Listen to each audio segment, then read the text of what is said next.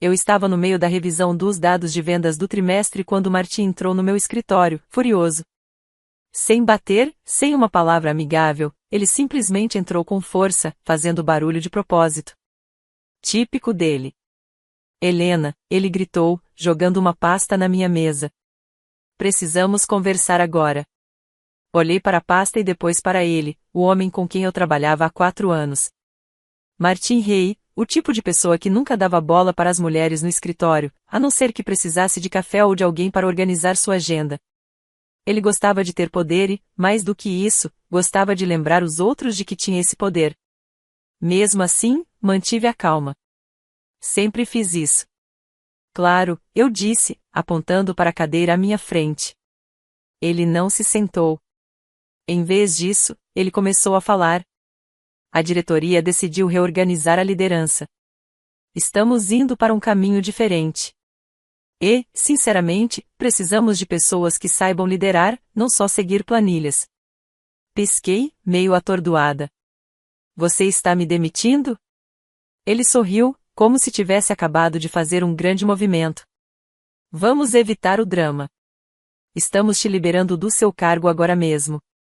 Sem aviso, sem avaliação de desempenho e, claro, sem reconhecimento pelo fato de que meu departamento tinha acabado de gerar o maior crescimento de receita em 3 anos. Entendo, respondi, calmamente. Posso saber o motivo? O tom dele estava cortante. Você não tem visão. Você gerencia tarefas, não pessoas.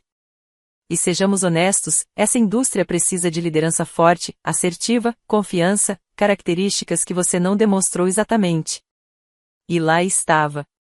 A crítica velada sobre o meu gênero, disfarçada de chavões e fofocas corporativas. Ele não me via como uma líder, não porque eu não tivesse feito meu trabalho, mas porque eu não me encaixava no molde antiquado dele. Eu entendo, eu disse, com a voz firme e neutra.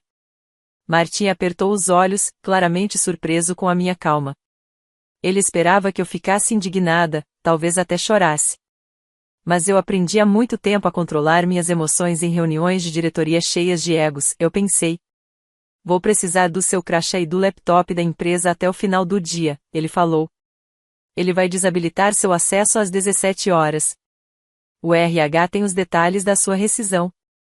Eu acenei com a cabeça e me levantei, estendendo a mão. Obrigado, Martin, agradeço pela clareza. Ele hesitou, mas apertou minha mão. Boa sorte lá fora. Quando ele se virou e saiu, satisfeito com a sua pequena vitória, eu voltei a me sentar e respirei fundo. Minhas mãos não tremiam. Minha respiração não acelerou. Na verdade, eu me senti mais leve. Porque o que Martin não sabia, o que ninguém ali sabia, era que eu não era só uma chefe de departamento. 2 semanas atrás, algo grande aconteceu. E eu estava esperando o momento certo para usar isso. Olhei para a foto emoldurada na minha mesa.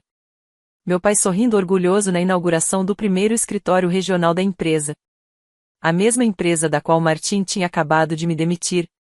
Passei os dedos pela moldura da foto. Você me disse para esperar, pai. Esperar até a hora certa. Levantei e comecei a arrumar minhas coisas. Não levei muita coisa. Apenas alguns itens pessoais, uma caneca que minha equipe me deu no último Natal e uma pilha de cadernos velhos, cheios de ideias que nunca passaram pela mesa do Martin. Lá fora, o escritório estava cheio de curiosidade silenciosa. Alguns colegas me lançaram olhares de simpatia. Outros evitavam olhar para mim. Ninguém fez perguntas, mas dava para ver o que passava na cabeça de todos. Será que ela foi demitida? O que será que ela fez de errado? Eu saí do prédio com um sorriso educado, sem fazer alarde. Quando saí para a luz do sol, senti o peso de 15 anos naquela empresa desaparecer dos meus ombros.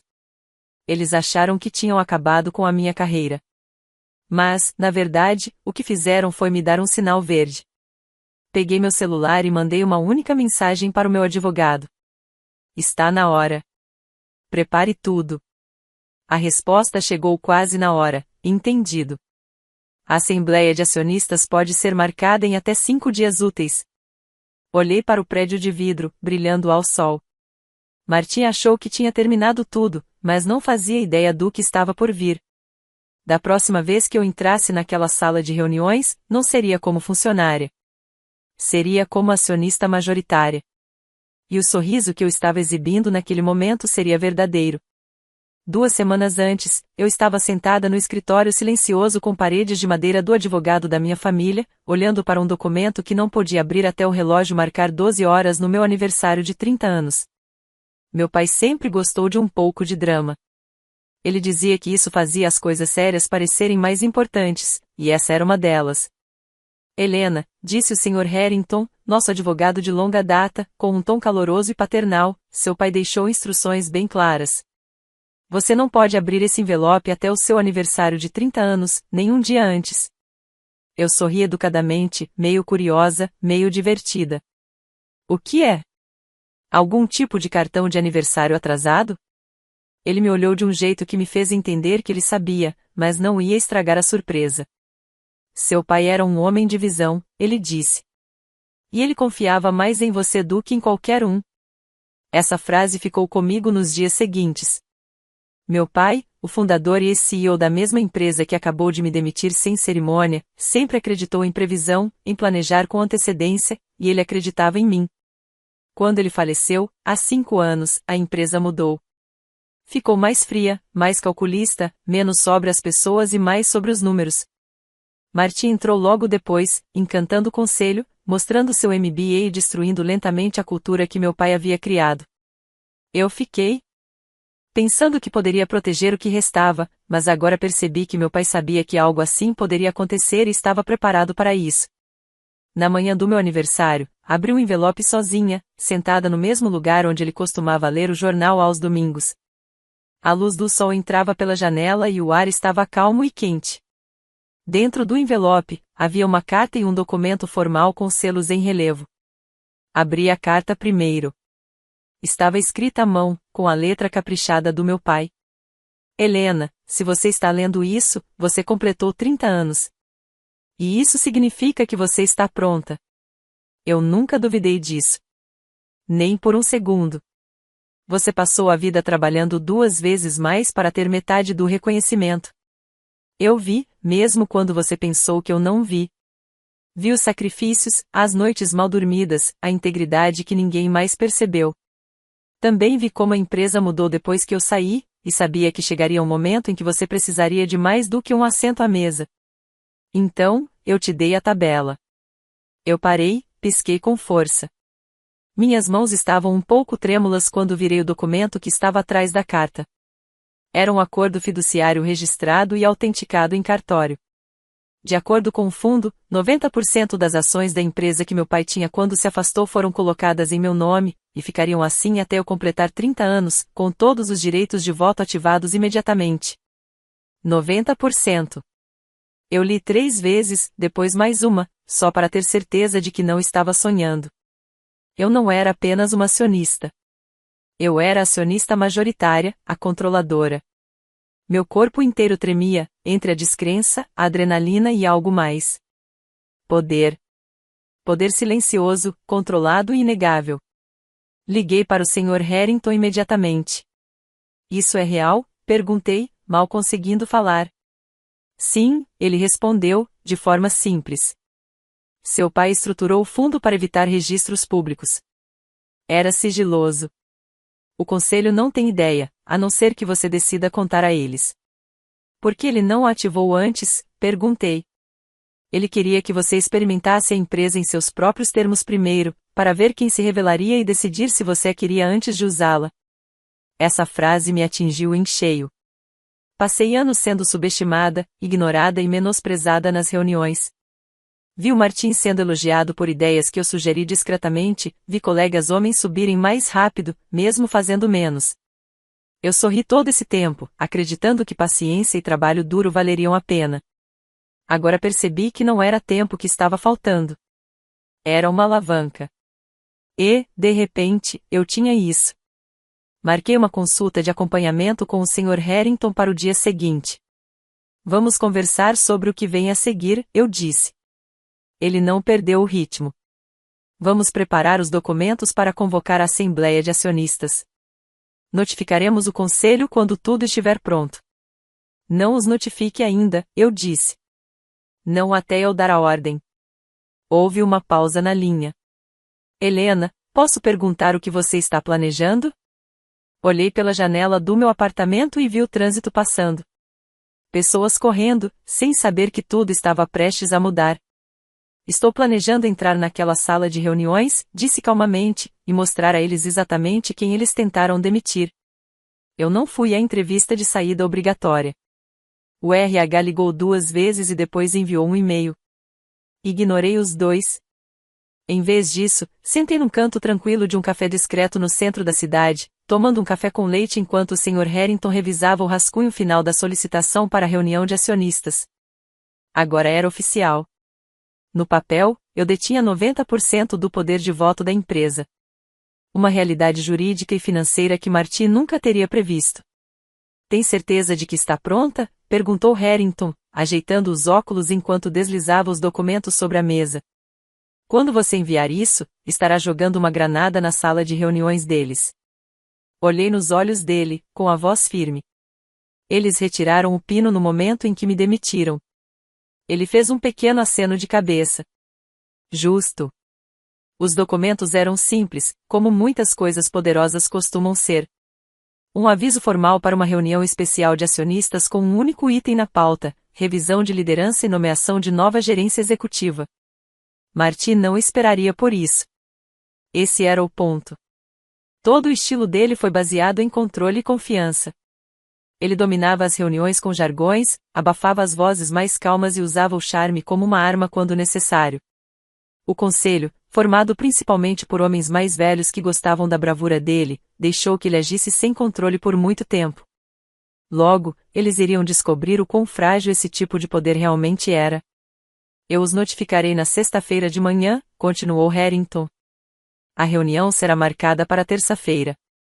Isso lhes dá 2 dias úteis para entrar em pânico. Não pude deixar de sorrir. Perfeito.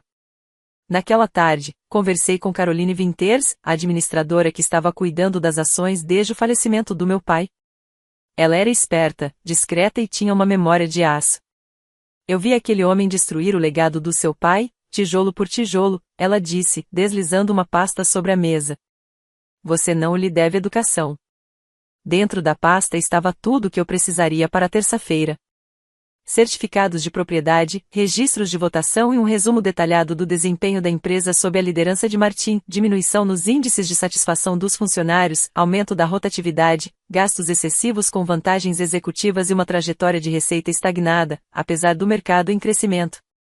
Ele estava se escondendo sob projeções infladas, disse Caroline categoricamente. Se isso continuar, ele vai levar a empresa à falência em 2 anos. Eu assenti, absorvendo cada palavra. Vou deixar os números falarem por si. Quando saí do escritório dela, passei pelo mural no corredor. Uma pintura a óleo do meu pai, em pé na frente da primeira sede da empresa. Ele estava mais jovem na pintura do que eu me lembrava dele na vida real. Sua mão estava apoiada no meu ombro, com uma garotinha de vestido vermelho ao seu lado. Era eu. Ele acreditava em legado e nas pessoas. E, mesmo que ele não estivesse mais aqui, eu ainda podia sentir sua mão no meu ombro. Na segunda-feira de manhã, o burburinho sobre o meu desaparecimento repentino já tinha se transformado em rumores completos. Recebi mensagens de ex-colegas. O que aconteceu? Você saiu? Martin está agindo como se nada tivesse acontecido, mas o RH está estranhamente calado. O que quer que você tenha feito, espero que esteja bem. Eu não respondi. Ainda não. O silêncio fazia parte do plano. Eu queria Martin confiante, achando que tinha me apagado da história. Deixe-o brincar de rei um pouco mais. Deixe que ele me subestime uma última vez. Naquela noite, fiquei em frente ao espelho, experimentando o terno azul marinho que comprei para ocasiões especiais, mas nunca usei. Era elegante, feito sob medida, limpo, o tipo de roupa que você usa quando entra numa sala, não para pedir poder, mas para possuí-lo. Eu praticava o que eu diria. Não era um discurso, apenas algumas linhas, precisas, medidas, inegáveis. A verdade faria a maior parte do trabalho por mim. A manhã de terça-feira chegou fresca e clara. A cidade fervilhava como sempre, sem saber que, dentro de uma sala de reuniões, tudo estava prestes a mudar. Cheguei 10 minutos mais cedo e passei pela recepcionista com uma confiança tranquila. Ela olhou 2 vezes, mas não me impediu. No andar de cima, as luzes da sala de reuniões já estavam acesas. Eu podia ver movimento através do vidro fosco. O Sr. Harrington me encontrou no elevador, com uma expressão indecifrável, mas calma. Eles estão lá, ele disse. Martin já está falando. Ele acha que está apenas mais uma revisão estratégica trimestral. Não por muito tempo. Respirei fundo, alisei a frente da minha jaqueta e dei um passo à frente. A porta da sala de reuniões se abriu com um clique suave, cabeças se viraram e a conversa parou. E Martin congelou no meio da frase quando me viu. Helena, ele disse, arqueando as sobrancelhas. Esta reunião é somente para membros do conselho. Sorri educadamente e coloquei os documentos de propriedade na mesa. Exatamente. Então, me sentei à cabeceira da mesa. O silêncio na sala de reuniões era absoluto. Martim me olhou do outro lado da longa mesa de carvalho, com uma expressão de confusão no rosto, seguida de descrença. Eu quase podia ver as engrenagens girando na cabeça dele, tentando me colocar de volta na caixa onde ele achava que me trancou na semana passada. Helena, ele disse novamente, agora com a voz ríspida. Esta é uma reunião do conselho. Como já mencionei, funcionários não são permitidos. Não estou aqui como funcionária, disse calmamente. Estou aqui como acionista majoritária. Aquela frase mudou toda a energia da sala. Os membros do conselho se entreolharam, alguns ficaram tensos, outros se inclinaram para a frente com interesse. Um deles, o Sr. Dalton, que estava na empresa desde os tempos do meu pai, olhou para o documento que eu havia colocado na frente dele e depois olhou para mim, com as sobrancelhas levantadas. Isso é verdade? Ele perguntou, ajeitando os óculos. É, respondi. 90% das ações da empresa foram transferidas para mim por meio de um fundo familiar quando completei 30 anos. Toda a papelada está em ordem, arquivada, autenticada e enviada de acordo com a governança corporativa. Martin olhou de mim para o Sr. Harrington, que calmamente desdobrava uma cópia do certificado de propriedade e a entregava ao secretário do conselho. Você não pode estar falando sério, Martin zombou, elevando a voz. Isso é absurdo. Por que seu pai faria isso? Porque ele confiava em mim, interrompi. E porque ele sabia exatamente o que essa empresa se tornaria sem supervisão. A sala ficou silenciosa novamente. Todos sabiam o que eu queria dizer, mesmo que eu não tivesse dito isso diretamente. Desde a morte do meu pai, Martin transformou a cultura da empresa em algo tóxico. Ele recompensava a lealdade em vez da competência, a aparência em vez dos resultados, e os números começavam a mostrar isso. Vamos direto ao ponto, continuei, abrindo a segunda pasta que havia trazido. Como acionista majoritária, convoquei esta reunião especial para revisar a atual liderança executiva, incluindo o cargo de diretor executivo. Martin estava de pé, com o rosto vermelho. Isso é um golpe, uma vingança pessoal. Você acha que pode entrar aqui? E eu não estou perguntando, disse, finalmente levantando minha voz o suficiente para acomodar a sala. Estou exercendo meus direitos. Então, deslizei o relatório financeiro sobre a mesa. Vamos falar sobre desempenho. Eu não precisava de teatralidade. Os números falam por si. A satisfação dos funcionários caiu 38% em 2 anos. A rotatividade em departamentos importantes aumentou 47%. 3 grandes queixas de discriminação estão sob análise do RH. Crescimento estável da receita em um mercado que estava crescendo. Compilei depoimentos de chefes de departamento, pesquisas com funcionários e auditorias financeiras. Também documentei o uso indevido de fundos da empresa, viagens não autorizadas, bônus executivos excessivos e relatórios enganosos para investidores. Olhei para Martin. Tudo assinado sob sua liderança. Os membros do conselho começaram a folhear as páginas. O Sr. Dalton parecia genuinamente perturbado. O CFO, que estava sentado em silêncio até então, se inclinou para sussurrar algo ao consultor jurídico, que imediatamente começou a digitar em seu tablet. O maxilar de Martin se apertou. Você está distorcendo os dados para fazer sua pequena fantasia de vingança parecer legítima. Não preciso distorcer nada. Respondi. Tenho provas. Você se baseou na suposição de que ninguém poderoso o suficiente jamais iria questionar você. Essa suposição termina hoje. Deixei isso no ar por um momento.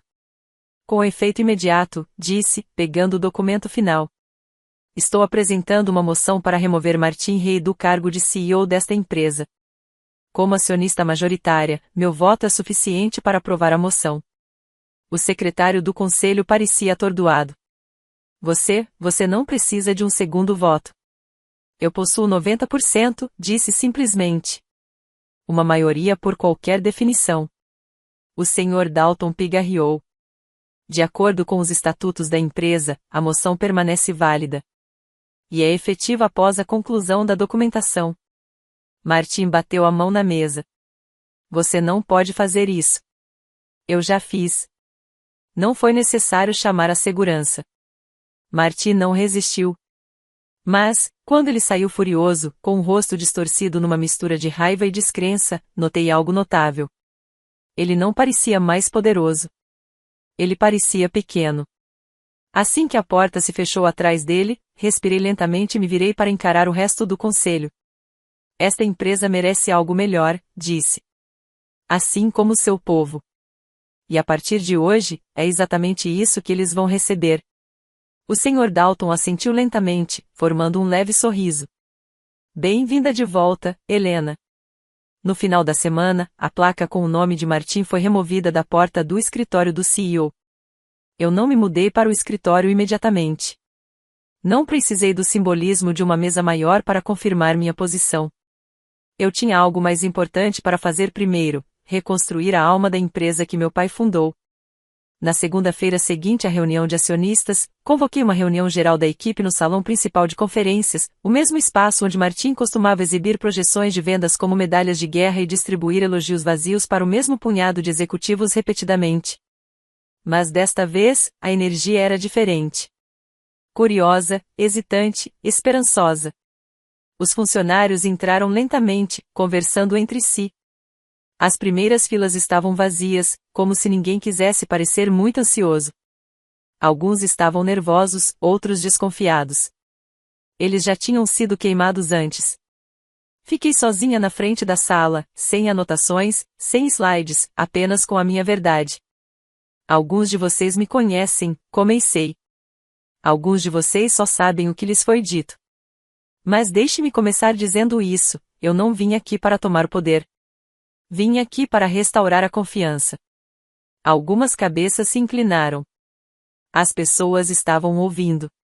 Durante anos, esta empresa funcionou com base na força de seu pessoal, nas suas ideias, nas suas noites mal dormidas, na sua crença de que o que estávamos construindo era importante, em algum momento, isso se perdeu. Fiz uma pausa, deixando o silêncio preencher a sala. Fui demitida na semana passada, disse, sorrindo levemente. Disseram que eu não era o que esta empresa precisava. Que me faltava liderança para nos levar ao futuro. Algumas pessoas riram nervosamente no início, mas a tensão começou a mudar. Minha honestidade estava desarmando-os. Eu não revidei, continuei. Porque eu sabia de algo que Martin não sabia. Essa liderança não se trata de vaidade ou de ser o centro das atenções. É sobre ter visão, respeitar e valorizar as pessoas que realmente fazem o trabalho. Olhei para a sala e vi alguns rostos conhecidos. Engenheiros com quem trabalhei por anos. Assistentes que sempre foram esquecidos. Analistas juniores que estavam submersos sob camadas de ego corporativo. A partir de hoje, tudo vai mudar. Nas 2 semanas seguintes, fiz algo radical. Eu escutei. Me reuni com chefes de departamento, líderes de equipe, estagiários, recepcionistas e até a equipe de limpeza. Perguntei o que não estava funcionando. Perguntei o que eles precisavam. Perguntei quem eles achavam que merecia mais do que estavam recebendo. E então eu agi. Promovi a Maia, que estava na equipe de atendimento ao cliente, para chefe de experiência do cliente, um cargo que ela já estava fazendo de forma extraoficial há 1 ano, enquanto seu gerente real levava o crédito pelo trabalho dela. Trouxe de volta o Kevin, um desenvolvedor de produtos brilhante que havia deixado a empresa depois de ser constantemente preterido para promoções em favor de homens menos qualificados. Reestruturei o RH completamente. As reclamações que estavam esquecidas em pastas, eu li cada uma delas. Vários gerentes de nível médio foram discretamente demitidos na primeira semana. Pessoas que cultivaram culturas de medo e favoritismo sob a supervisão do Martin. Então, lancei algo que meu pai sempre sonhou, uma iniciativa que coloca as pessoas em primeiro lugar. Um novo programa interno para reconhecer a inovação, recompensar a colaboração e promover a equidade. Não importa o cargo. Chega de redes de sussurros. Chega de tetos de vidro. Apenas boas pessoas fazendo um ótimo trabalho e finalmente recebendo o crédito que merecem. Tarde da noite, caminhei sozinho pelos corredores do escritório. A energia era diferente agora. Mais leve, mais vibrante. A sala de descanso estava cheia de risadas novamente. As pessoas ficavam até tarde porque queriam, não porque temiam o que aconteceria se não ficassem. As mesas estavam decoradas outra vez. Fotos de famílias, plantas, objetos pessoais, coisas que desapareceram aos poucos sob o domínio do Martin. Em um corredor tranquilo, passei por um quadro branco perto do escritório de engenharia. Alguém havia escrito com marcador azul. Ela voltou. 3 palavras simples, sublinhadas 2 vezes. Fiquei ali por um momento, lendo várias vezes. Não, ela sumiu. Não, ela demitiu Martin. Ela voltou. Isso importava mais do que qualquer título que eu tivesse agora. Na semana seguinte, finalmente me mudei para o escritório do CEO. Não porque eu precisasse de mais espaço, mas porque era o momento certo. A placa de identificação era nova. Aço escovado, elegante, com letras simples e bonitas, Helena Rein, diretora executiva. Não trouxe muita coisa comigo, só uma foto emoldurada. Meu pai e eu, no dia da inauguração da empresa, ambos sorrindo, ambos esperançosos. Coloquei a foto no canto da mesa e me sentei, não com um sentimento de conquista, mas de continuidade. Não era só minha empresa agora. Era minha responsabilidade, e eu pretendia honrá-la. Fazia exatamente 1 ano que eu tinha sido demitida. 12 meses desde que saí deste prédio com uma caixa de papelão e um sorriso educado, sendo rejeitada por não ser o que a empresa precisava. 12 meses desde que o Martin me tirou o título, sem saber que eu possuía algo muito mais poderoso. Agora, parado diante das mesmas portas de vidro, desta vez vestindo um terno sob medida, uma pasta de couro elegante debaixo do braço e todo o peso do futuro da empresa sobre os meus ombros, senti algo inesperado. Nem raiva, nem triunfo, só paz. Acenei para a recepcionista, que se levantou assim que entrei. Bom dia, senhorita Rein. Helena, por favor, respondi com um sorriso. Estamos todos no mesmo time. Os elevadores fizeram um som suave enquanto eu subia para o último andar, o espaço que costumava ser de Martin. Agora era meu, mas eu não fiz questão de remodelá-lo para enfeitar.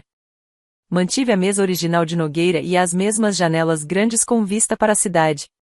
O que mudou foram as fotos nas paredes, imagens de nossos funcionários, de retiros de equipe, de lançamentos de produtos feitos por pessoas que muitas vezes eram esquecidas. E na parede mais distante, logo atrás da minha cadeira, havia um grande retrato do meu pai. Não como um monumento a ele, mas como um lembrete para mim. Sentei na minha mesa, abri meu laptop e comecei a revisar o relatório trimestral. Foi nosso trimestre mais forte em 5 anos. A satisfação do cliente aumentou 23%. A retenção de funcionários subiu 41%. A receita bateu recordes. Mas o mais importante era como conseguimos isso. De forma ética, colaborativa, transparente. A cultura da empresa mudou. As pessoas não sussurravam mais reclamações durante o café. Elas falavam livremente e realmente eram ouvidas. Os ciclos de feedback estavam abertos. A diversidade e a liderança dobraram. Não trouxemos só boas pessoas. Finalmente, oferecemos um espaço para elas crescerem. Ouvi uma batida suave na porta. Entre, eu disse.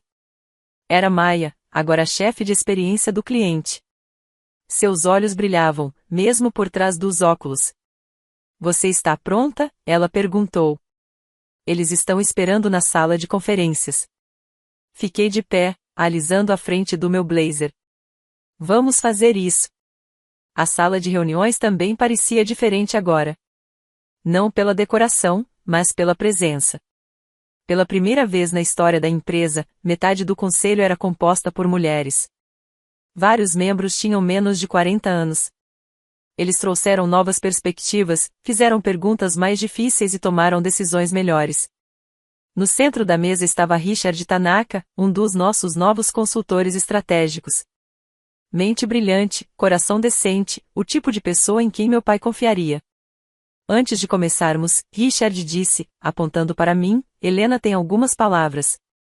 Eu não tinha planejado falar, mas, estando ali, com todos os olhares voltados para mim, não em julgamento, mas em respeito, percebi uma coisa.